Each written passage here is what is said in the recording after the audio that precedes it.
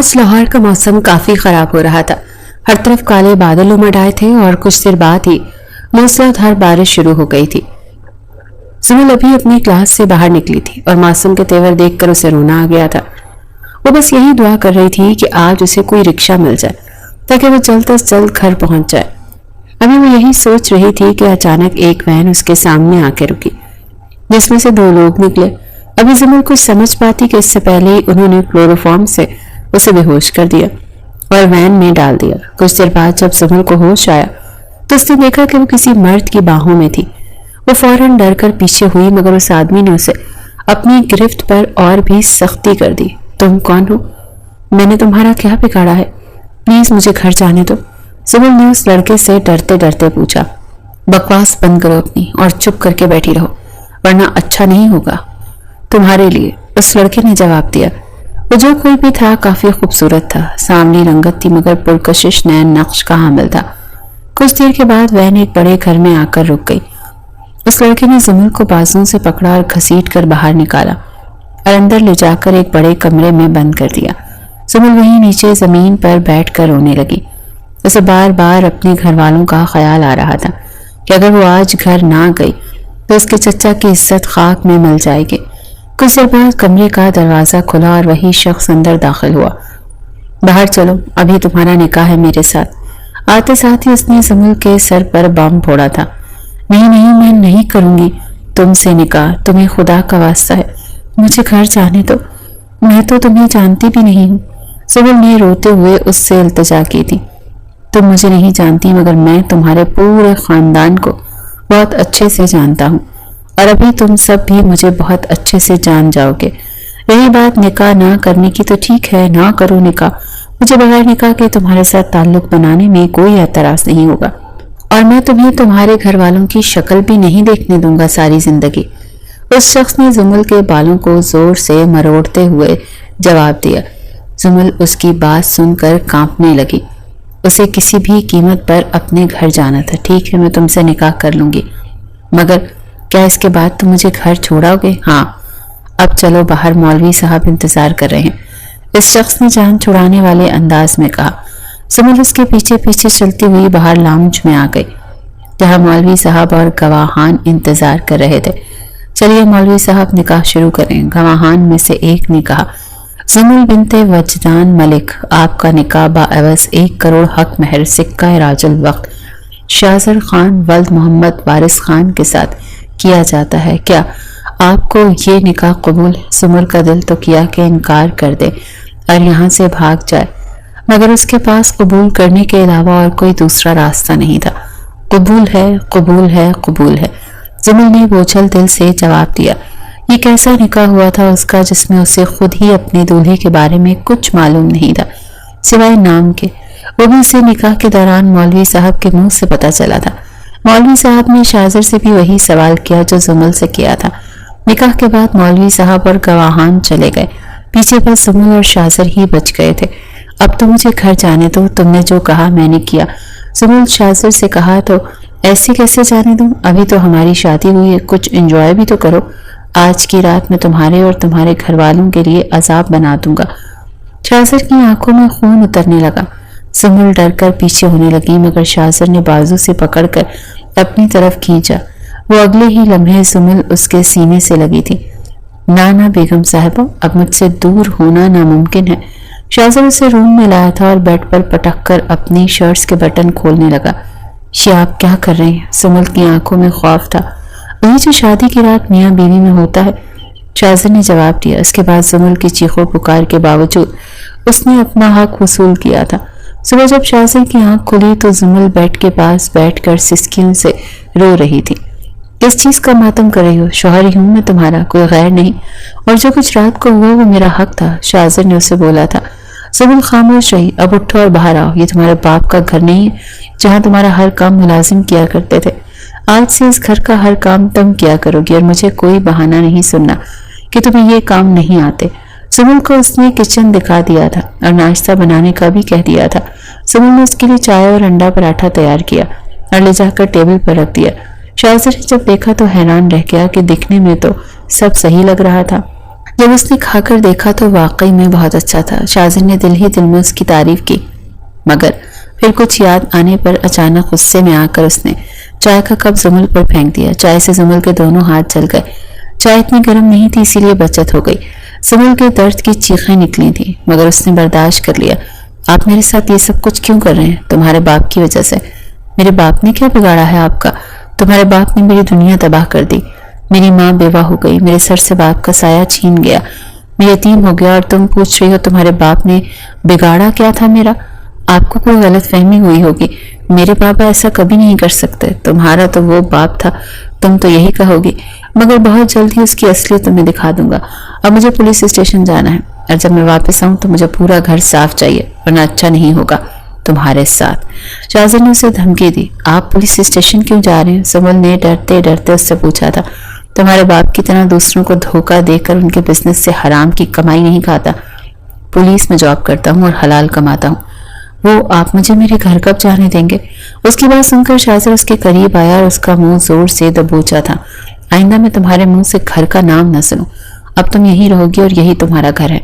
تم خاموش رہو گی تو اسی میں تمہاری بہتری ہوگی، آئی سمجھ؟ شاذر نے ابرو اچکا کر پوچھا تھا۔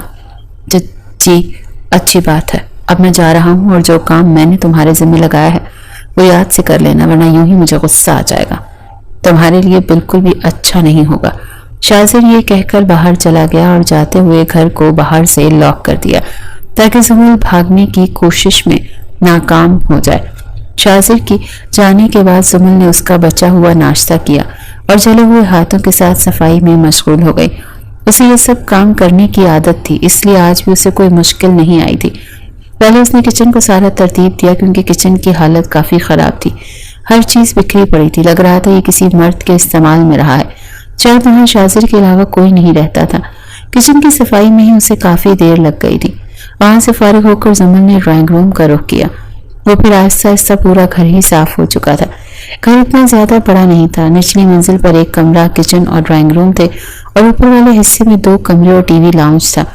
جب ساری صفائی پوری ہوئی تو زمل نے گھڑی کی طرف نظر دوڑائی۔ وہ صبح 8 بجے کے کام کر رہی تھی اور اب 4 بج چکے تھے۔ اچانک اسے بھوک کا احساس ہوا تھا۔ کچن میں آ کر فریج میں دیکھا تو کھانے پینے کا کافی سامان رکھا ہوا تھا۔ صبح نے اپنے لیے روٹی بنائی اور شاذر کے لیے بھی کھانا تیار کر دیا کہ شاید وہ گھر آ کر پوچھے تو اسے ڈانٹ نہ پڑے۔ اس سب سے فارغ ہو کر تو آج اور کل کے واقعات کے بارے میں سوچنے لگی۔ ایک ہی دن میں اس کی زندگی کتنی بدل چکی تھی، پتہ نہیں کب میں رات کو گھر نہیں پہنچی ہوں گی تو چچا جان کتنا پریشان ہوئے ہوں گے۔ انہوں نے مجھے کہاں کہاں نہیں ڈھونڈا ہوگا۔ چچی جان تو پہلے ہی مجھے پسند نہیں کرتی، اب تک تو انہوں نے سارے خاندان میں یہ مشہور کر دیا ہوگا کہ میں گھر سے بھاگ گئی ہوں۔ یا اللہ، یہ کیسی آزمائش! پہلے میرے ماں باپ مجھ سے دور چلے گئے، پھر چچا نے اپنے پاس تو رکھ لیا، مگر ان کے گھر میں کبھی کسی نے مجھے قبول نہیں کیا۔ کتنی مشکل سے چچا اور چچی کو میں نے یونیورسٹی میں داخلے کے لیے منایا تھا، اب تو وہ لوگ پتہ نہیں مجھے گھر میں داخل ہونے بھی دیں گے یا نہیں۔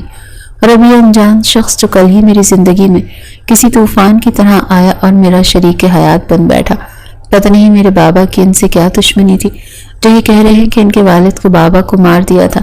زمل دکھی دل سے باتیں سوچ رہی تھی کہ اچانک لائٹ چلی گئی۔ زمل کو اندھیرے سے بہت ڈر لگتا تھا، وہ تو ہمیشہ لائٹ چلا کر سوتی تھی۔ اب اچانک اندھیرا ہو جانے سے اسے اپنی جان جاتی ہوئی محسوس ہوئی۔ پہلے کیا کم مصیبتیں تھیں میرے لیے جب یہ لائٹ بھی چلی گئی۔ زمل نے سوچا تھا باہر کافی رات ہو گئی تھی اور شاذر کا ابھی تک کچھ اتا پتہ نہیں تھا۔ دوسری طرف شاذر کو آج بہت سارا کام تھا کیونکہ وہ ایک ساتھ 2 کیسز پر کام کر رہا تھا۔ ایک تو بہت بڑا گروہ تھا، وہ لڑکیوں کو اغوا کر کے انہیں انلیگل طریقے سے باہر کے ممالک میں بھیجا کرتے تھے اور وہاں پر انہیں مہنگے داموں بیچ دیا کرتے تھے۔ دوسرا کیس اس کے باپ کے قتل کا تھا جسے شاذر کے ماموں نے دولت کی خاطر مارا تھا، مگر وہ ابھی تک اس کے خلاف کچھ کر نہیں پا رہا تھا کیونکہ اس کے پاس کوئی ثبوت نہیں تھا، مگر شاذر کی ماں نے اسے سب بتایا تھا کہ کس طرح اس کے چھوٹے ماموں نے اس کے باپ سے بزنس میں دھوکہ کیا تھا۔ اور جب شاذر کے باپ نے اس سے باز پرس کی تو کچھ دن بعد ہی ان کا انہی کے آفس میں قتل کر دیا گیا۔ چونکہ اس کی کسی اور سے کوئی دشمنی نہیں تھی تو شاذر کی ماں کو یقین تھا کہ یہ ان کے بھائی نے ہی کیا ہے۔ اب شاذر کی جان کو بھی خطرہ تھا چونکہ وہ اس وقت بہت چھوٹا تھا، اسی لیے ان سب باتوں کی اتنی سمجھ اسے نہیں تھی۔ ان حالات میں شاذر کے بڑے ماموں نے ان کا بہت ساتھ دیا تھا اور اپنی بہن اور بھانجے کو دوسرے شہر ایک محفوظ جگہ پر بھجوا دیا تھا۔ مگر اس سے پہلے کہ وہ اپنی بہنوئی کو انصاف دلا سکتے، ایک دن وہ اور ان کی بیوی ایک کار حادثے میں اللہ کو پیارے ہو گئے۔ پیچھے ان کے 2 سال کی بیٹی کو ان کے چھوٹے بھائی اپنے گھر لے گئے، مگر ان کی بیوی بچوں کو اس ننھی بچی کا وجود بالکل بھی قبول نہیں تھا۔ جب سے زمین نے ہوش سنبھالا تھا تب سے وہ اپنی چچی کے ظلم اور ستم برداشت کر رہی تھی اور اس سارے گھر کے کام کرواتی اور بلا وجہ اس کو مار پیٹ بھی کیا کرتی تھی، مگر زمین نے کبھی اف تک بھی نہیں کی تھی۔ اسے رہنے کے لیے اسٹور روم دیا گیا تھا جہاں وہ بس رات کو ہی سونے کے لیے جایا کرتی تھی۔ شاذر کو اپنے ماموں سے بدلہ لینا تھا، اسی لیے اس نے سوچا تھا کہ وہ ان کی بیٹی کو اغوا کر کے اپنے پاس رکھے گا، مگر اسے معلوم نہیں تھا کہ زمین اس کے بڑے ماموں کی بیٹی ہے، ورنہ وہ کبھی بھی ایسا نہ کرتا۔ جب شاذر اپنے کام سے فارغ ہوا تو 1 بج چکا تھا۔ اچانک اسے زمین کا خیال آیا، اوہ نو، میں کیسے بھول گیا کہ آج گھر پر میرے علاوہ بھی کوئی موجود ہے۔ شاذر نے سر پر ہاتھ مارا، اس نے جلدی سے گاڑی کی چابیاں اٹھائیں اور گھر کی طرف روانہ ہوا۔ جب وہ دروازہ کھول کر اندر داخل ہوا تو ہر طرف اندھیرا تھا۔ ایک کونے سے اسے سسکیوں کی آواز آئی۔ موبائل کی ٹارچ آن کی تو زمین پر بیٹھ کر رو رہی تھی۔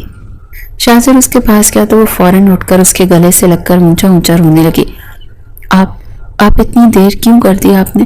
میں اتنا ڈر گئی تھی، مجھے لگا آپ مجھے چھوڑ کر چلے گئے ہیں۔ مگر شاذر تو اس کے گلے لگنے کی وجہ سے سن کھڑا تھا، اس کا دل زوروں سے دھڑکا تھا۔ اس نے خود کو دل ہی دل میں برا بھلا کہا کہ آج جلدی ہی آ جاتا کاش، مگر پھر زمین کو چھڑانے کے لیے کہا کہ مجھے پتا ہوتا تم میرے قریب آنے کے لیے اتنی بے چین ہو تو میں بہت جلدی آ جاتا۔ زمین اس کی بات سن کر جھجک کر فوراً سے پیچھے ہوئی تھی۔ آپ اسے اپنی غلطی کا احساس ہوا تھا کہ وہ شاذر کے کتنا قریب کھڑی تھی۔ شرم کی وجہ سے اس کے گال دھلنے لگے۔ گھر تو کافی اچھا صاف کر لیا تم نے، کھانا وغیرہ بھی بنایا یا بس سارا دن ایک ہی کام کرتی رہی ہو؟ اور اب مجھے بھوکا سلاؤ گی؟ شاذر نے پوچھا تھا۔ جی میں نے آپ کے لیے آلو گوشت بنایا ہے، میں لاتی ہوں ابھی۔ پھر کھڑی کیوں ابھی تک؟ جاؤ پھر۔ شاذر کی بات سن کر زمل جلدی کچن میں آ کر کھانا گرم کرنے لگی اور تھوڑی ہی دیر میں سب شاذر کے سامنے تھا۔ شاذر اس بات پر حیران تو تھا کہ اس لڑکی کو سارے کام کیسے آتے ہیں جبکہ وہ تو اتنے نازوں میں پلی ہوگی، مگر اپنی حیرت کو اس نے زبان پر نہیں آنے دیا۔ چپ چاپ کھانا کھاتا رہا۔ کچھ دیر بعد زمل کو مخاطب کیا، تم نے کھانا کھا لیا؟ نہیں ابھی نہیں کھایا، آؤ ادھر بیٹھ کر کھاؤ۔ جی میں، زمل نے ڈرتے پوچھا۔ کیا تمہارے علاوہ بھی یہاں پر کوئی موجود ہے؟ جی نہیں۔ تو پھر بیٹھ بھی جاؤ اور کھاؤ، یا میں خود تمہیں گود میں اٹھا کر کھلاؤں؟ شاذر نے سنجیدگی سے کہا تھا، مگر اس کی آنکھوں میں شرارت تھی۔ زمل شرمندہ ہو کر اس کے سامنے والی کرسی پر بیٹھ کر تھوڑا کھانے لگی۔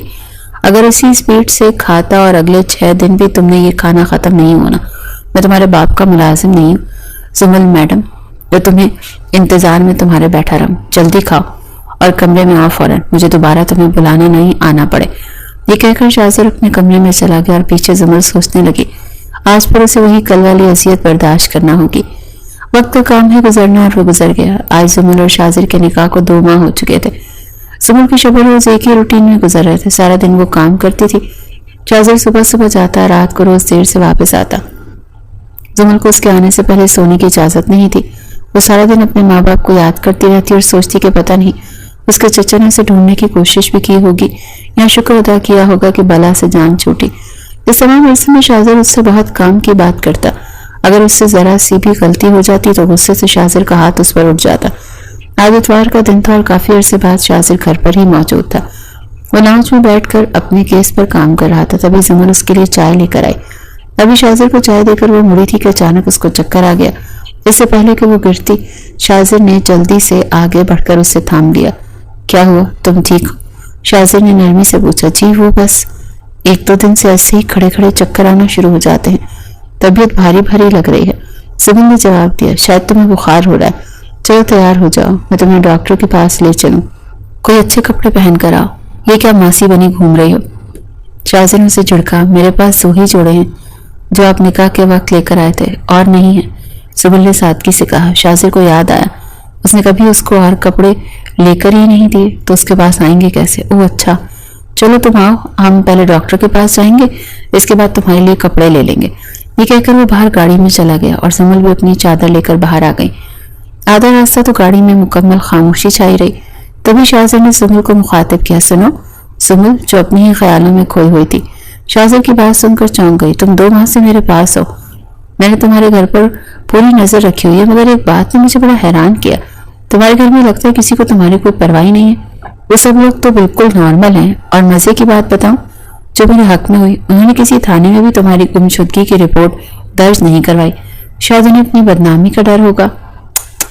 कैसा आदमी है तुम्हारा बाप, जिसे अपनी बेटी से ज्यादा अपनी 2 कौड़ी की इज्जत प्यारी है। मगर कोई बात नहीं, जल्दी उसके पास ये नाम निहात इज्जत भी नहीं होगी। शाजिर की आवाज में तमस्कुर था। वो मेरे बाबा नहीं है। हम लोग हॉस्पिटल आ चुके हैं, और हाँ, आइंदा मैं तुम्हारे मुंह से तुम्हारे घर वालों में से किसी का नाम न सुनूं। अब उतरो अभी। सुमल शाजिर को ये बताती कि वहदान उनके बाबा नहीं चचा है, इससे पहले ही शाजिर ने उसे खामोश करवा दिया था। शाजिर जुमल को लेकर एक लेडी डॉक्टर के पास आया था, जिसने जुमल को चेकअप करने के बाद शाजिर को मुखातिब किया। बहुत मुबारक हो शाजिर साहब, आप बाप बनने वाले हैं। शाजिर ने हैरानी से डॉक्टर को देखा, और फिर जब बात समझ आई तो उसके चेहरे पर एक खूबसूरत मुस्कान ने अहाता किया था। Thank you so much doctor साहिबा, आपकी वाइफ बहुत वीक है, आपको इनका बहुत ज्यादा ख्याल रखना होगा। किसी भी किस्म की टेंशन इनको ना दी जाए, वरना ये बच्चे और माँ दोनों के लिए नुकसानदेह साबित हो सकता है, और इनको मुकम्मल बेड रेस्ट की जरूरत है। आपको इनकी डाइट का भी खास ख्याल रखना होगा। डॉक्टर ने शाजिर को कुछ हिदायत देने के बाद जाने दिया था। हॉस्पिटल से बाहर निकलते वक्त शाजिर के चेहरे की खुशी देखने वाली थी। उसने सबके सामने ही जुमल को गले लगाकर उसके माथे पर बुस्सा दिया, जिस पर जुमल शर्म से पानी पानी हो चुकी थी।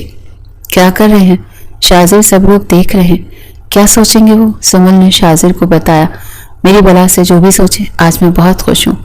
तुम नहीं जानती जुमल, तुमने मुझे कितनी बड़ी खुशी दे दी। मेरा दिल कर रहा है मैं सबको चीख चीख कर बताऊं कि मैं बाप बनने वाला हूँ। शाजिर की खुशी देखकर हॉस्पिटल में सब लोग भी हंस रहे थे। चलो शॉपिंग पर चलते हैं, आज जो तुम कहोगी हम वही करेंगे। शाजिर जुमल का हाथ पकड़कर चल रहा था। गाड़ी में शाजिर सोच रहा था, काश जुमल के बाप ने वो सब कुछ ना किया होता तो वो जुमल के साथ हमेशा हंसी खुशी रहता। ये सोच आती उसने जुमल को मुखातिब किया था, तुम ये मत समझना कि जो कुछ तुम्हारे बाप ने किया है मैं वो सब भूल जाऊंगा। मैं सिर्फ इस बच्चे की वजह से तुम्हारा ख्याल रखूंगा, तुम अपनी औकात मत भूलना। जुमल जो ये सोच रही थी कि शायद अब उसकी आजमाइश खत्म हो गई और शाजिर उसे माफ कर देगा, मगर शाजिर की बात सुनकर उसकी सारी खुशी मलिया मेट हो गई। शॉपिंग मॉल जाकर भी जुमल की सारी शॉपिंग शाजिर ने अपनी पसंद से की थी। जो जो चीजें उसके सामने आती गई थी शाजिर ने पैक करवाता गया। जब शाजिर ने सेल्स गर्ल से नाइटी निकालने का बोला तो उस लड़की ने मायनी खेज नजरों से जुमल को देखा था। जुमल का दिल किया वो कहीं छुप जाए। वो लोग अभी मॉल में ही थे कि जुमल ने नजर अपने कजन पर पड़ी, जो वहदान चचा की बड़ी बेटी के साथ। इससे पहले कि जुमल उसकी तरफ भागती, शाजिर ने उसे बाजू से पकड़ा, खींचकर मॉल से बाहर लाया और गाड़ी में धक्का देकर जुमल को अंदर किया।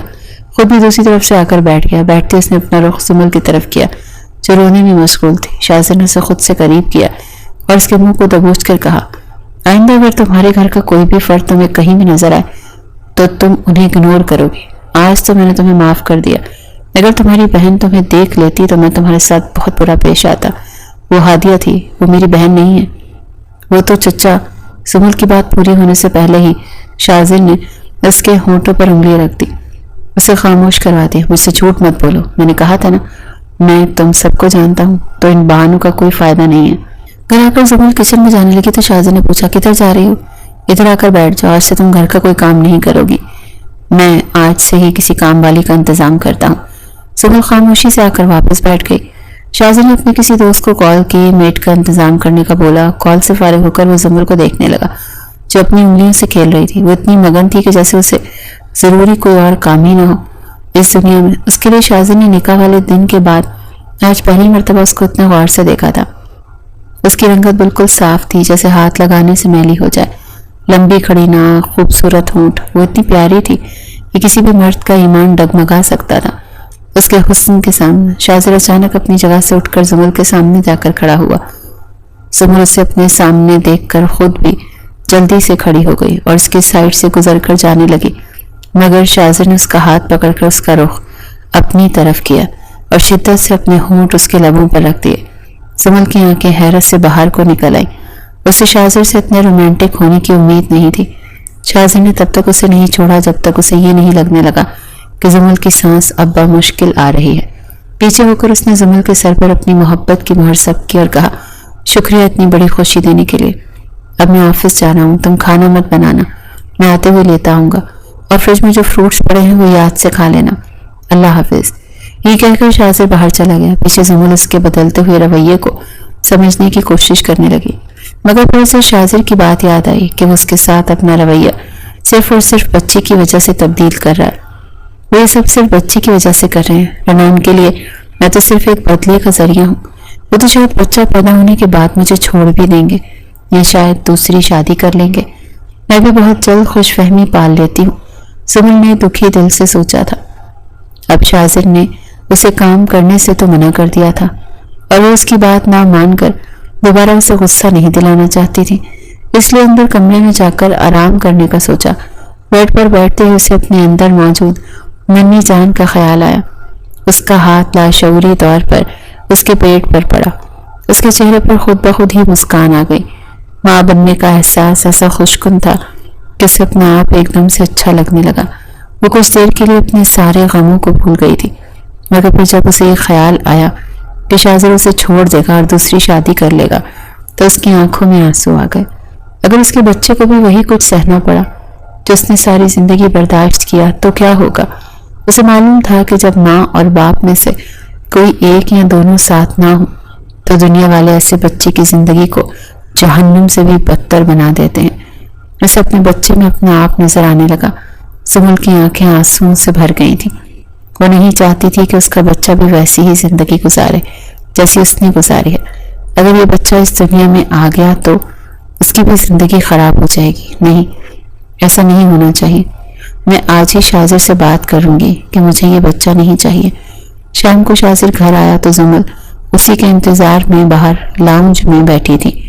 شاذر کے ساتھ ایک درمیانی عمر کی عورت بھی تھی۔ زمل نے اسے حیرانی سے دیکھا۔ اس کے کچھ پوچھنے سے پہلے ہی شاذر بول پڑا، یہ حلیمہ آنٹی ہیں اور میرے دوست کے گھر پر کام کرتی ہیں، مگر آج سے یہ یہیں پہ رہیں گے اور سارے گھر کا کام بھی یہی کیا کریں گے۔ تمہیں اب سے کسی کام کو بھی ہاتھ لگانے کی ضرورت نہیں ہے، تم صرف آرام کیا کرو۔ اور یہ ابھی کا کھانا تو میں باہر سے لے آیا ہوں، تم آنٹی کو کچن دکھا دو تاکہ یہ کھانا لگا دیں۔ زمل نے ان کی بات سن کر سر ہلا دیا اور آنٹی کو لے کر کچن میں چلی گئی۔ حلیمہ آنٹی بہت نرم دل خاتون تھی، ان کے آگے پیچھے کوئی نہیں تھا۔ وہ کافی عرصے سے شاذر کے دوست کے گھر پر ہی کام کر رہی تھی۔ جب انہیں بہت معصوم لگی تھی، انہوں نے دل سے اس کی خوشیوں کی دعا کی تھی۔ زمل نے ان سے بہت پیار سے بات کی اور سارا کام بھی سمجھا دیا۔ کچھ ہی دیر میں دونوں میں اچھی خاصی دوستی ہو چکی تھی۔ کھانا کھانے کے بعد شاذر تو اپنے کمرے میں چلا گیا۔ زمل نے بھی حلیمہ آنٹی کو ان کا کمرہ دکھایا اور جلدی سے کمرے کا رخ کیا کیونکہ اسے شاذر سے بات کرنی تھی۔ وہ کمرے میں تو آ چکی تھی مگر اسے اب یہ سمجھ نہیں آ رہا تھا کہ بات کیسے شروع کریں۔ شاذر صوفے پر بیٹھ کر لیپ ٹاپ پر اپنے کیس پر کام کر رہا تھا، ساتھ ہی ساتھ زمل کو بھی نوٹ کر رہا تھا جو بیڈ کے کونے پر بیٹھ کر اپنی انگلیوں کو مروڑ رہی تھی۔ شاذر کو پتہ چل گیا کہ اسے کوئی بات کرنی ہے۔ کیا بات کرنی ہے تمہیں؟ شاذر نے آخر کار پوچھ ہی لیا تھا۔ زمل نے اپنی بات کے لیے الفاظ ڈھونڈے مگر اسے معلوم نہیں تھا کہ جو بات وہ کہنے آئی تھی اس کے شاذر اس کی زندگی کو ہی جہنم بنا دے گا۔ وہ میں کہہ رہی تھی کہ زمل اس سے آگے کچھ بول نہیں پا رہی تھی۔ کو بھی کہنا ہے بعد میں بول دینا، ابھی میں نے اپنا بہت سارا کام کرنا ہے، تب تک تم جاؤ اور جو نائٹی میں نے تمہیں آج سلائی تھی نا وہ پہن کر آؤ۔ شاذر نے اسے کہا تھا۔ کیا؟ زمل کی آنکھیں حیرت سے باہر نکلنے کو تھی۔ کیا مطلب؟ کیا جو کہا ہے وہی کرو، مگر میں وہ نہیں پہن سکتی، مجھے بہت شرم آئے گی آپ کے سامنے۔ زمل منمنائی تھی۔ اگر تمہیں پہننی نہیں آتی تو کوئی بات نہیں، میں پہنا دوں گا، اور شرم کی کیا بات، میں شوہر ہوں تمہارا اور تمہیں مجھ سے تو نہیں آنی چاہیے شرم۔ شاذر نے کہا تھا۔ زمل کو مجبوراً نائٹی پہننے کے لیے جانا پڑا۔ اسے واش روم میں آ کر شاذر کا دلایا ہوا ڈریس پہن تو لیا مگر اب اسے باہر جانے میں جھجک ہو رہی تھی۔ یہی سوچ سوچ کر اس کا دل زور زور سے دھڑک رہا تھا۔ اب شاذر اس سے اس طرح سے دیکھے گا تو اس کی کیا حالت ہوگی۔ جب کافی دیر تک شاذر کے انتظار کرنے کے باوجود بھی زمل باہر نہیں آئی تو اس نے واش روم کے باہر کھڑے ہو کر زمل کو آواز لگائی۔ کیا ہو گیا یار، ابھی تک تم نے نہیں پہنی کیا؟ اگر پہن لی ہے تو فوراً باہر آؤ ورنہ میں خود ہی اندر آ جاؤں گا۔ شاذر کی دھمکی سن کر زمل نے جلدی سے دروازہ کھولا اور باہر نکل آئی۔ شاذر نے جب اس کے دودھیا بدن کو دیکھا تو مبہوت ہی رہ گیا۔ زمل تو مکمل حسن کی جیتی جاگتی تصویر تھی۔ شاذر نے آگے بڑھ کر اسے اپنے قریب کیا اور اس کی کمر پر ہاتھ رکھا۔ وہ دونوں ایک دوسرے کے اتنے قریب تھے کہ شاذر زمل کے دل کی دھڑکن بھی سن سکتا تھا۔ شاذر نے آرام سے زمل کو بیڈ پر بٹھایا اور خود بھی دوسری طرف سے آ کر لیٹ گیا۔ اس نے زمل کو لیٹنے کا اشارہ کیا تو اس کے بازو پر سر رکھ گئی تھی۔ اس نے وہ بات کرنے کا ارادہ ترک کر دیا تھا۔ وہ اتنے حسین لمحے گنوانا نہیں چاہتی تھی۔ سب ٹھیک ہو جائے گا، میں اس بچے کو کچھ نہیں کروں گی۔ کیا پتا اس کے آنے کے بعد شاذر کے دل میں میرے لیے بھی نرمی پیدا ہو جائے، زمل نے پر امید ہو کر سوچا تھا۔ شاذر نے اس کا رخ اپنی طرف کیا تھا اور اس کے بالوں میں سر دیے سونے لگا۔ زمل بھی دھڑکتے دل کے ساتھ سونے کی کوشش کرنے لگی، مگر شاذر کو اپنے اتنے قریب پا کر نیند تو جیسے اس سے دور چلی گئی تھی۔ وہ کافی دیر تک اپنے اور شاذر کے بارے میں سوچتی رہی۔ آخرکار رات کے کسی پہر اس کی بھی آنکھ لگ گئی۔ شاذر کی آنکھ کھلی تو زمل اس کے پہلو میں سو رہی تھی۔ رات کو دیر سے سونے کی وجہ سے آج صبح اس کی آنکھ نہیں کھل سکی تھی۔ سوتے ہوئے شاذر کو اور زیادہ معصوم لگی تھی۔ اس نے آرام سے زمل کا سر اپنے بازو سے ہٹایا اور اس کے اوپر چادر درست کی۔ شاذر نے باہر آ کر حلیمہ آنٹی سے ناشتہ بنانے کو بولا۔ ناشتے کے بعد تیار ہو کر وہ آفس چلا گیا تھا۔ شاذر کا پہلا کیس جو لڑکیوں کی اسمگلنگ کے بارے میں تھا وہ تقریباً پورا ہونے والا تھا، اسی لیے وہ آفس کے ساتھ ساتھ گھر پر بھی اسی بارے میں تحقیق کرتا رہتا تھا۔ اس گینگ کے کچھ لوگ شاذر کی ٹیم کے ہاتھ لگ چکے تھے اور جو باقی بچے تھے انہیں بھی بھنک لگ چکی تھی کہ پولیس ان کے پیچھے بہت بڑی طرح سے پڑی ہے۔ ان لوگوں نے شاذر کو بہت سے پیغامات بھیجوائے کہ وہ ان کا پیچھا چھوڑ دے اور اس کیس کو یہیں پر ختم کر دیں، ورنہ اس کے لیے اچھا نہیں ہوگا۔ انہوں نے شاذر کو کافی پیسوں کی بھی آفر کی تھی۔ اگر وہ اس کیس کو چھوڑ دے گا تو اسے مالا مال کر دیں گے، مگر شاذر کے اندر ابھی تک انسانیت باقی تھی۔ وہ چند نوٹوں کی خاطر اپنے ایمان کا سودا نہیں کر سکتا تھا۔ اس کے لیے نوٹوں کی گڈی سے زیادہ وہ انسانی جانیں اہم تھی، جو ہر لمحہ اس انتظار میں تھی کہ جب کوئی ان کا مسیحا بن کر آئے گا اور ان کو اس دوزخ سے نکالے گا جس میں وہ بغیر کسی گناہ کے قید تھی، جہاں ان سے جانوروں جیسا سلوک کیا جاتا تھا۔ ان کی قیمت لگائی جاتی تھی، باہر کے ممالک میں جا کر انہیں مہنگے داموں کسی مرد کو بیچا جاتا۔ جب اس کا دل ایک لڑکی سے بھر جاتا تو وہ اسے کسی اور کو بیچ دیا کرتا۔ اس طرح جب تک ان معصوموں کا حسن رہتا، مرد ان کے جسم کو نوچ نوچ کر اپنی ہوس کو تسکین پہنچاتے۔ جب ان کا حسن ڈھل جاتا تو ان کو لوگوں کے گھروں میں کام کرنا پڑتا اور سڑکوں پر زندگی گزارنی پڑتی۔ شاذر چاہتا تھا وہ جلد از جلد اس گنانے کام کا جڑ سے خاتمہ کر دے گا کہ کسی کی بہن بیٹی کو بھی اس اذیت سے نہ گزرنا پڑے۔ دوسری طرف زمل جب اٹھی تو اس نے فوراً ٹائم دیکھا۔ اب تو صبح کے 10 بج گئے تھے۔ یا اللہ، میں اتنی دیر کیسے سو گئی اور شاذر نے بھی مجھے نہیں اٹھایا؟ وہ کیا سوچیں گے کہ اتنی پکی نیند ہے میری؟ زمل نے سر پر ہاتھ مار کر خود کو بولا اور اسے یاد آیا کہ رات کو شاذر حلیمہ آنٹی کو لایا تھا تو شاید انہوں نے ہی شاذر کو ناشتہ بنا کر دیا ہوگا۔ یہ سوچ کر اسے تھوڑی سی تسلی ہوئی کہ وہ بھوکا تو گھر سے نہیں گیا ہوگا۔ زمل فریش ہو کر باہر آئی تو حلیمہ آنٹی کچن کی صفائی کر رہی تھی۔ اس نے ہلکا سا کونکار کر انہیں اپنی طرف متوجہ کیا۔ حلیمہ آنٹی نے اسے دیکھا تو مسکرا کر سلام کیا اور پوچھا، بی بی جی آپ کے لیے ناشتہ بنا دوں؟ حلیمہ آنٹی آپ پلیز مجھے بی بی جی نہ بولیں، آپ میری ماں جیسی ہیں، مجھے میرے نام سے بلا لیا کریں۔ زمل نے بہت پیار سے حلیمہ آنٹی کو بولا تھا۔ زمل کی بات سن کر وہ بہت خوش ہوئی اور بولا، اچھا زمل بیٹی بتا تمہارے لیے کیا بناؤں؟ مینا ماں جی کہ آپ میرے لیے بس چائے بنا دیں۔ زمل نے بھی انہیں ماں کہا۔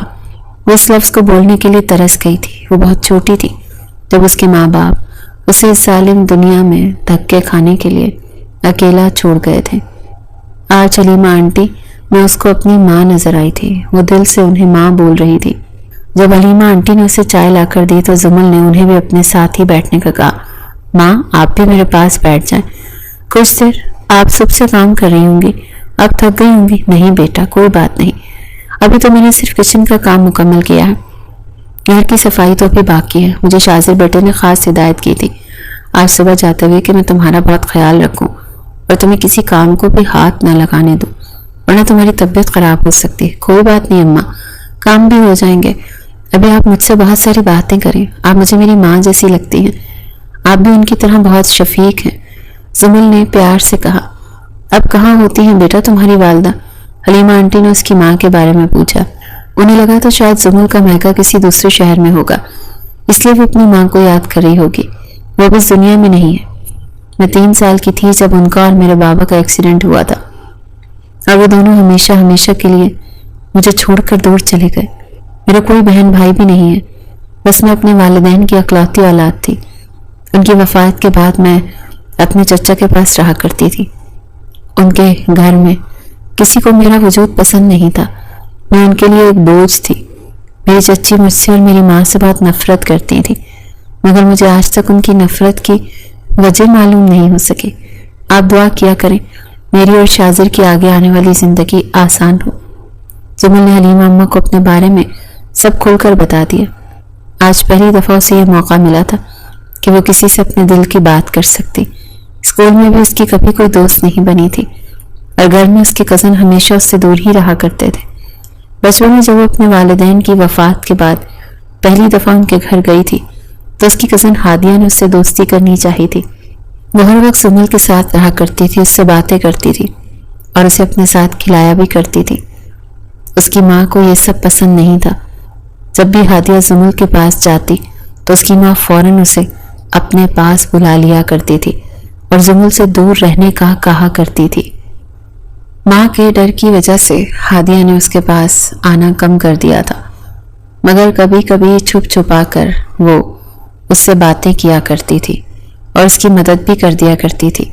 ہادیہ اس کے لیے کچھ نہ کچھ کھانے کو بھی لے کر آیا کرتی تھی, اس کی پڑھائی میں بھی مدد کر دیا کرتی تھی. اسی لیے کل جب اس نے ہادیہ کو مال میں دیکھا تو اس کے پاس جانا چاہا, مگر شاذر نے اسے ملنے نہیں دیا. حلیمہ اماں اس کی باتیں سن کر کافی دکھی سی ہو گئی تھی. انہیں اس معصوم لڑکی پر بڑا ترس آیا. بیٹا اللہ پاک کا تم پر کرم ہے کہ اس نے شاذر بیٹے کو تم سے ملوایا. میری آنکھوں کے سامنے پلا بڑا ہے, بہت اچھا بچہ ہے. اس کی ماں نے اس کی بہت بہترین انداز میں تربیت کی ہے, وہ بھی بہت اچھی خاتون ہے. شاذر نے بھی اپنی زندگی میں بڑی مشکلات دیکھی ہیں, مگر اس نے کبھی ہمت نہیں ہاری. دل لگا کر پڑھائی اور آج اپنی محنت کی وجہ سے ہی وہ اس مقام پر آ پہنچا ہے. اللہ تم دونوں کی جوڑی کو سلامت رکھے, آمین. حلیمہ اماں نے دل سے دعا کی تھی, مگر زمل تو ان کی اس بات میں ہی اڑ گئی تھی کہ شاذر کی والدہ بھی تھی. پہلے اس کا دل کیا کہ وہ حلیمہ اماں سے ان کے بارے میں پوچھے گی, مگر پھر اسے خیال آیا کہ انہیں تو معلوم ہی نہیں کہ شاذر اور اس کی شادی کس طرح ہوئی تھی. اسی لیے بات اس نے شاذر سے ہی پوچھنے کا فیصلہ کیا. حلیمہ اماں اب کام کرنے کے لیے چلی گئی تھی. پیچھے زمل یہ سوچنے لگی کہ اگر شاذر کی والدہ زندہ تھی تو شاذر نے کبھی ان سے ملوایا کیوں نہیں, اور نہ ہی کبھی ان کے بارے میں کوئی بات کی. اگر تو شاذر کے والد نہیں ہیں تو پھر وہ کس کے ساتھ اور کہاں رہتی ہیں؟ شاید شاذر کے کسی بہن بھائی کے پاس رہتی ہوں گی, اور شاذر نے ان سے مجھے اس لیے نہیں ملوایا ہوگا کہ یہ شادی تو انہوں نے بابا سے بدلہ لینے کے لیے کی ہے. اصل میں تو وہ اپنی ماں کی مرضی سے شادی کریں گے. زمل خود ہی سوال کیے جا رہی تھی اور خود ہی ان کے جوابات بھی دیتی جا رہی تھی. اگر شاذر نے بابا سے بدلہ لینا تھا تو وہ ایسے کیوں کر رہے تھے؟ بہت جلد وہ مجھے ان کی اصلیت دکھا دیں گے اور بابا کو ان کے انجام تک پہنچائیں گے. مگر بابا تو 20 سال پہلے ہی فوت ہو گئے تھے, تب وہ انہیں کیسے سزا دلوائیں گے؟ یا شاید وہ میرے ذریعے اپنا بدلہ پورا کر رہے ہوں. کس طرح میرے بابا کو تکلیف ملے؟ زمل کو کچھ سمجھ نہیں آ رہا تھا کہ شاذر کر کیا رہا تھا. शाम को जब शाजिर वापस आया तो जुमल और हलीमा अम्मा बाहर लॉन में बैठी बातें कर रही थी। वो भी उधर ही चला आया। क्या बातें हो रही हैं भाई? शाजिर ने मुस्कुराकर अम्मा से सवाल किया। कुछ नहीं बेटा, बस माँ बेटी को अंदर मजा नहीं आ रहा था तो ठंडी हवा लेने बाहर लॉन में आ गए, अम्मा ने जवाब दिया। चलें, अच्छी बात है, अब तो जुमल भी घर में बोर नहीं हुआ करेगी और इसका वक्त भी अच्छा गुजरेगा। शाजिर कहने लगा, हाँ बेटा माशाल्लाह, बहुत ही प्यारी बच्ची है, बड़ी फर्माबरदार है माशाल्लाह। ये बताओ तुम्हें किधर से मिल गई सुमल बेटी? अम्मा ने शाजिर से सवाल किया। सुमल भी इसकी तरफ देखने लगी। वो भी जानना चाहती थी कि आखिर अब वो अम्मा से क्या कहेगा। अरे अम्मा, मुझे तो खुद ही मिल गई, ढूंढने की जरूरत ही नहीं पड़ी, ये तो मेरे मामू की बेटी है, हम कजन्स हैं। शाजिर ने हलीमा अम्मा को सच बताया था, मगर जुमल को ये सब झूठ ही लगा था। उसके बाबा लोग तो बस 2 ही भाई थे, मगर वो ये नहीं जानती थी कि शाजिर सब सच ही कह रहा था। वो ही असल सच्चाई से बेखबर थी। कितने इत्मीनान से अम्मा के सामने इतना बड़ा झूठ बोल दिया। हर वो बेचारी उसको इतना मासूम समझती, उन्हें कितना बुरा लगेगा जब उन्हें शाजिर की सच्चाई मालूम होगी। सुमन ने शाजिर को देखकर सोचा था, अच्छा मैं कमरे में जा रहा हूँ, सुमन ने जब फ्री हो जाना तो आ जाना, मुझे कुछ काम है तुमसे। शाजिर जुमल को कहकर अंदर चला गया। अच्छा अम्मा, मैं कमरे में जाती हूँ, पता नहीं उनको कोई ज़रूरी काम ना हो। जुमल भी शाजिर के पीछे ही अंदर आ गई थी। क्या काम था आपको? जुमल ने अंदर आकर शाजिर से पूछा था। मुझे तो कोई काम नहीं था, शाजिर ने मज़े से जवाब दिया, जो बेड पर लेटा मोबाइल फ़ोन चला रहा था। क्या मतलब कोई काम नहीं था? तो फिर आपने मुझे बाहर क्यों बोला? ये अंदर आ जाओ, काम है, जुमल ने हैरत से पूछा। उसे शाजिर की बातों की समझ नहीं आती थी। जुमल की बात सुनकर शाजिर ने फ़ोन साइड टेबल पर रखा और उठकर जुमल के पास आया। वो मैंने इसलिए बोला कि तुमने आज सारा दिन अम्मा जी के साथ गुजारा, तो कुछ टाइम अब अपने मियाँ के साथ भी गुजार लो, शाजिर ने जुमल की नाक दबाते हुए कहा। वो दोनों बेड पर बैठ गए। अचानक जुमल को आज सुबह वाली बात याद आई तो उसने हिम्मत करके शाजिर से पूछने का फैसला किया। सुनिए, जुमल ने पुकारा। जी सुनाइए, शाजिर ने भी उसी के अंदाज में जवाब दिया। उसे ये लड़की अब अच्छी लगने लगी थी। वो चाहकर भी उससे सख्ती नहीं कर पाता था। वो अम्मा बता रही थी कि आपकी मामा जिंदा है, मगर आपने कभी उनका जिक्र नहीं किया। वो कहाँ रहती हैं? जुमल ने दिल की बात कह दी थी। शाजिर पहले तो ये सुनकर चुप हो गया, मगर फिर बोला, वो इस्लामाबाद होती हैं मेरे दादा और दादी के साथ, और मैं तुम्हें उनसे मिलवाऊंगा। अगर तुम्हारे बाप ने वो सब कुछ ना किया होता तो वो अपनी भतीजी से मिलकर बहुत खुश होती, मगर अब उनका रिएक्शन क्या होगा इस बारे में कुछ कहा नहीं जा सकता। एक दफ़ा मेरे बाबा के कत्ल का केस सॉल्व हो जाए तो मैं तुम्हें उनके पास ले जाऊंगा या उन्हें इधर ही बुलवा लूंगा। क्या मतलब कि वो अपनी भतीजी से मिलकर खुश होती? सुमन ने हैरानी से सवाल किया। वो तुम्हारी फुप्पो हैं और तुम्हारे बाबा की सगी बहन, मगर तुम्हारे बाप ने सिर्फ पैसों की लालच में अपने ही आगे बहन भाई की जिंदगी खराब कर दी। एक को बेवा कर दिया और भाई और भाभी की जान ले ली। शाजिर ने उसके सर पर बम फोड़ा था। सुमन तो उसकी बात सुनकर साकित रह गई। क्या आप चाचू को मेरे बाबा समझ रहे हैं? उसे अब बात कुछ कुछ समझ आ रही थी। शाजिर अभी उसकी बात सुन ही रहा था कि उसके फोन पर एक कॉल आ गई। कॉल सुनने के बाद उसने जुमल को मुखातिब किया। मैं शायद आज रात को ना आ सकूं, तो तुम और अम्मा एक ही कमरे में सो जाना, मैं बाहर से दरवाज़ा बंद कर दूंगा, अल्लाह हाफिज। ये कहकर बगैर जुमल की बात सुने वो घर से बाहर चला गया और पीछे जुमल को परेशान कर गया। नहीं शाजिर, मुझे वहदान चचा की बेटी तो नहीं समझ रहे, क्योंकि मेरे भी तो मामा बाबा की डेथ हो गई थी। तो क्या वहदान चचा ने बाबा मामा और शाजिर के बाबा को मारा था और शाजिर मेरी सगी फुप्पो का बेटा है? या खुदाया, चचा ऐसा कैसे कर सकते हैं? मुझे शाजिर को सब बताना होगा। मैं उनके वजदान मलिक की बेटी हूँ। वो तो वरना हमेशा ही इस गलत फहमी की वजह से मेरे साथ बुरा सलूक करेंगे। जुमल परेशान सी ये सब सोच रही थी। अब उसे शाजिर के घर आने का इंतजार था, जो पता नहीं कहाँ चला गया था। दूसरी जानिब शाजिर ने अपनी टीम के साथ स्मगलिंग के उस पर छापा मारा। انہیں اطلاع ملی تھی کہ اس ٹیم کا ہیڈ بھی اس پر آیا ہوا ہے اور اب وہ لوگ لڑکیوں کو سمندر کے راستے اسمگل کرنے والے ہیں۔ مگر شازر کی ٹیم وقت پر وہاں تک پہنچ چکی تھی اور کچھ ہی دیر میں ان کے اڈے پر قبضہ کر لیا تھا۔ تمام لڑکیوں کو بالکل حفاظت کے ساتھ بازیاب کر لیا گیا تھا اور جو لوگ بھی اس گھنونے کام میں شریک تھے ان سب کو سزا کی خاطر جیل کی سلاخوں کے پیچھے بھیج دیا گیا۔ ان سب کاموں میں رات گزر گئی۔ صبح شازر کو خیال آیا کیوں نہ ایک کیس تو نمٹ گیا، اب زمل کے باپ سے بھی مل لیا جائے اور اسے بھی اپنے انجام تک پہنچا دیا جائے۔ اس نے زمل کو ہمیشہ اپنے ساتھ رکھنے کے بارے میں سوچ لیا تھا۔ اب اسے احساس ہو چکا تھا کہ وہ ایک بے قصور کو سزا دے کر غلط کر رہا ہے۔ وہ اس کے بچے کی ماں بننے والی تھی اور شازر کے دل میں بھی اب اس کی محبت جڑیں مضبوط کر چکی تھی۔ وہ زمل کے بغیر نہیں رہ سکتا تھا۔ جب وہ زمل کے گھر پہنچا تو زمل کے ساتھ گھر والے اسے اکٹھے ہی نظر آ گئے۔ وہ سب ناشتہ کر رہے تھے۔ اس وقت ٹیبل پر 4 لوگ موجود تھے۔ زمل کے چچا چچی جنہیں شازر اس کے ماں باپ سمجھتا تھا، ساتھ میں ان کے دونوں بچے ہادیہ اور احد بھی موجود تھے۔ ہادیہ تو زمل جتنی بھی تھی، احد کی عمر لگ بھگ 16 سال تھی۔ شازر کو دیکھ کر وحدان صاحب کھڑے ہو گئے تھے۔ کون ہو تم اور ہمارے گھر میں ایسے کیسے گھسے آ رہے؟ انہوں نے چلا کر پوچھا تھا۔ آواز نیچے رکھیے سسر صاحب، ورنہ چلا کر بات کرنا مجھے بھی آتا ہے۔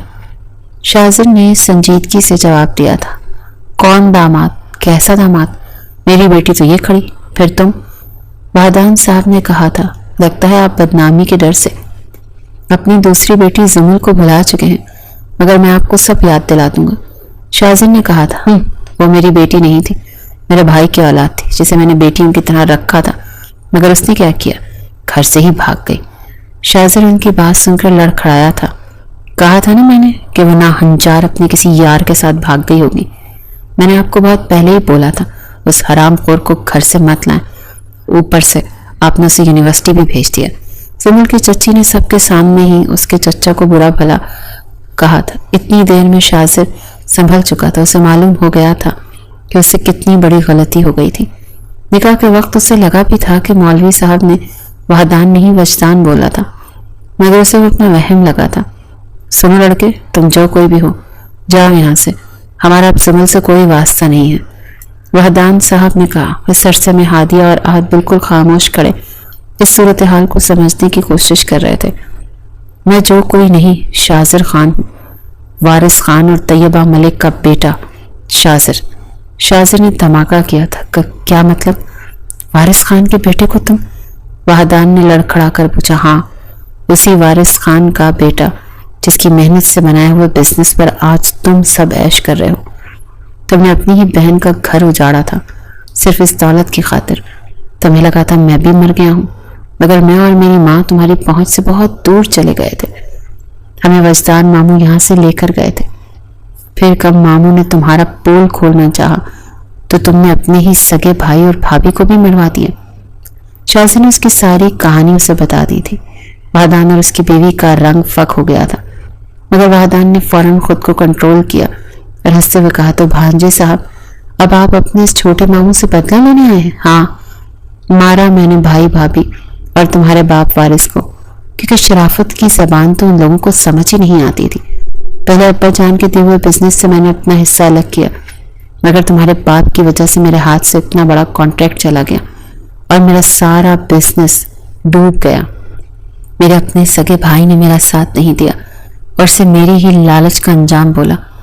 میں نے بھائی کی بات تو برداشت کر لی، مگر تمہارے باپ سے بدلہ لینا تھا ہر حال میں، تو میں نے اس کے بزنس میں تھوڑا سا انویسٹ کیا۔ وہ پاگل آدمی بھی مان گیا۔ آہستہ آہستہ میں اپنا پروفٹ نکالنے لگا، مگر تمہارے باپ نے کہا کہ میں چوری کر رہا ہوں۔ اس نے مجھے کیا کرنے کی دھمکی دی اور کہا کہ وہ مجھے جیل میں بھجوا دے گا۔ میں نے اسے پیار سے سمجھانے کی کوشش کی، مگر وہ نہیں مانا، تو مجھے مجبوراً اس کا کام تمام کرنا پڑا۔ اس کے بعد تمہیں بھی راستے سے ہٹانے کے لیے میں نے تمہارے گھر آگ لگوا دی۔ وہ کیا ہے نا کہ دولت چیز ہی ایسی ہے۔ میں نے کہا کہ میری بہن کو بھی اس کے شوہر کے پاس بھیج دوں، وہ اکیلی یہاں کیا کرے گی؟ مگر وجدان بھائی تم لوگوں کو پہلے ہی وہاں سے نکال کر لے گئے تھے۔ اتنا تو ٹھیک تھا، مگر وہ بھی تمہارے باپ کی طرح مجھے جیل بھیجوانا چاہتے تھے۔ میں تو جیل نہ گیا، مگر وہ دونوں میاں بیوی بھی تمہارے باپ کے پاس چلے گئے اور زمل عذاب میرے گلے پڑ گئی۔ مگر کوئی بات نہیں، اب تم دونوں کو بھی ان سب کے پاس جانا ہوگا۔ یہ کہہ کر وہ پاگلوں کی طرح ہنسے تھے۔ ان کی بیوی بھی مسکرانے لگی، مگر ان کے دونوں بچے حیرت سے اپنے ماں باپ کو دیکھ رہے تھے۔ وہ اتنے شفاق کیسے ہو سکتے ہیں؟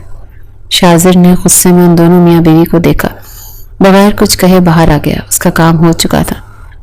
اس نے اپنی شرٹ میں لگے کیمرے سے ہر بات ریکارڈ کر لی تھی، مگر پھر سے اپنے باپ اور ماموں ممانی کی یاد سے اس کی آنکھیں نم ہونے لگی۔ اسے زمل کا خیال آیا، وہ بیچاری تو بالکل بے قصور تھی۔ شاذر کی ماں تو زندہ تھی، زمل تو اس کی شفقت سے بھی محروم تھی۔ شاذر نے خود کو کوسا تھا، وہ اتنا بیوقوف کیسے ہو سکتا ہے؟ اس نے کئی بار بتانے کی کوشش بھی کی تھی، مگر اس نے کبھی زمل کی نہیں سنی، اور آج حقیقت نے اسے جو آئینہ دکھایا، اس کا دل کیا تھا کہ وہ مر جائے۔ اب اسے جلد از جلد گھر پہنچ کر زمل کو سب بتا کر اس سے معافی مانگنی تھی، مگر اس نے راستے میں ہی وحدان کے گھر کی ساری باتیں اپنے سینئرز کو بھجوا دی تھی۔ اب اریسٹ وارنٹ آنا تھا اور پھر مجرم اپنے کیفر کردار تک پہنچا دیے جائیں گے۔ شاذر نے گھر پہنچ کر اپنے کمرے کا دروازہ کھولا تو آگے زمل بے تابی سے اس کا انتظار کر رہی تھی۔ شاذر کو دیکھ کر وہ بھاگ کر اس کے پاس آئی اور کہا، مجھے آپ سے بہت ضروری بات کرنی ہے۔ آپ کو غلط فہمی ہوئی تھی کہ میں وحدان چچا کی بیٹی ہوں۔ زمل کی بات پوری ہونے سے پہلے ہی شاذر نے اس کے منہ پر انگلی رکھ کر اسے چپ کروایا اور ہاتھوں سے پکڑ کر زمل کو بیڈ پر بٹھایا اور خود بیڈ کے ساتھ نیچے بیٹھ گیا۔ زمل کا ہاتھ پکڑ کر شاذر رونے لگا اور پھر خود بھی اس کے آگے ہاتھ جوڑ دیے۔ مجھے معاف کر دو زمل، میں تمہارا مجرم ہوں، مجھے سب کچھ پتہ چل گیا ہے، یہ بھی کہ تم وجدان ماموں کی بیٹی کو۔ شاذر روتے ہوئے اس سے کہہ رہا تھا۔ اسے روتے دیکھ کر زمل بھی رونے لگی۔ شاذر، یہ آپ کیا کہہ رہے ہیں؟ خدا را چپ ہو جائیں، میں آپ کو اس طرح روتے ہوئے نہیں دیکھ سکتی۔ کوئی بات نہیں، آپ نے میرے ساتھ کچھ برا نہیں کیا، میں ویسے بھی وہاں بہت مشکل زندگی گزار رہی تھی۔ آپ نے تو میرے ساتھ نکاح کیا ہے، کچھ گناہ نہیں کیا، میں نے آپ کو معاف کیا۔ شاذر نے اٹھ کر زمل کو گلے لگایا۔ بہت شکریہ زمل، تم بہت اچھی ہو۔ اس کے بعد شاذر نے زمل کو ساری بات بتائی کہ کس طرح اس کے باپ اور زمل کے والدین کو وحدان نے مارا تھا، اور جس وجہ سے مارا تھا، ساری بات سن کر زمل رونے لگی۔ میں کبھی سوچ بھی نہیں سکتی تھی کہ چچا اتنے گر سکتے ہیں کہ وہ اپنے سگے بھائی کی جان لے لیں گے۔ میں ان کو کبھی معاف نہیں کروں گی، آپ انہیں بدتر سزا دلوائیں۔ زمل نے شاذر سے کہا، تم فکر نہیں کرو، آج ہی ان کے گھر جا کر انہیں گھسیٹ کر جیل لاؤں گا اور پھانسی بھی دلواؤں گا۔ شاذر نے زمل کو ساتھ لگاتے ہوئے کہا۔ شاذر کچھ دیر زمل کے ساتھ رہ کر واپس پولیس اسٹیشن آ گیا تھا۔ اس نے اپنی ٹیم کے ساتھ وحدان کے گھر پر ریڈ ڈالی اور اسے اور اس کی بیوی کو گرفتار کر کے جیل بھیج دیا۔ دونوں بچوں کو اس نے زمل کے پاس بھجوا دیا تھا تاکہ وہ اس ڈرامہ سے تھوڑا باہر آ سکے۔ اس سب میں ان معصوموں کی کوئی غلطی نہیں تھی۔ زمل بھی ہادیہ اور آہت سے مل کر بہت خوش ہوئی تھی۔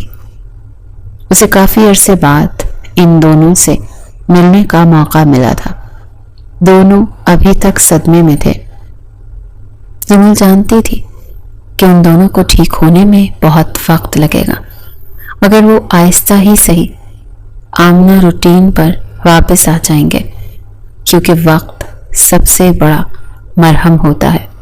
2 سال بعد آج گھر میں ہر طرف بھاگ دوڑ لگی ہوئی تھی، کیونکہ آج ہادیہ کا نکاح تھا اور پھر 2 ہی مہینے کے بعد اس کی رخصتی بھی ہونے والی تھی۔ ان 2 سالوں میں بہت کچھ بدل چکا تھا۔ وقت نے سب بدل دیا تھا۔ سمل کے چچا کو پھانسی ہو گئی تھی، جبکہ چچی کو ان کا ساتھ دینے کی وجہ سے عمر قید ہوئی تھی، مگر وہ بھی 1 سال کے اندر ہی جیل میں صدمے کی وجہ سے وفات پا گئی تھی۔ ہادیہ اور احد کو ٹھیک ہونے میں کافی وقت لگا تھا، مگر اب وہ بھی نارمل ہو چکے تھے۔ شاذر نے اپنی ماں کو بھی لاہور بلوا لیا تھا۔ وہ اپنے تینوں بھتیجوں سے مل کر بہت خوش ہوئی تھی۔ شاذر اور زمل کو خدا نے جڑواں بچوں سے نوازا تھا۔ بیٹی کا نام ہادیہ نے رکھا تھا عنایہ، اور بیٹے کا نام طیبہ بیگم نے وارث خان رکھا تھا۔ زمل اور شاذر نے خوشی سے اپنے دونوں بچوں کے یہ نام رکھ لیے تھے۔ زمل کی زندگی اب ویسی ہی تھی جیسی وہ چاہتی تھی۔ غم کے بادل اب ان کی زندگیوں سے چھٹ گئے تھے، اور اب ہر طرف بس خوشیاں ہی خوشیاں تھیں۔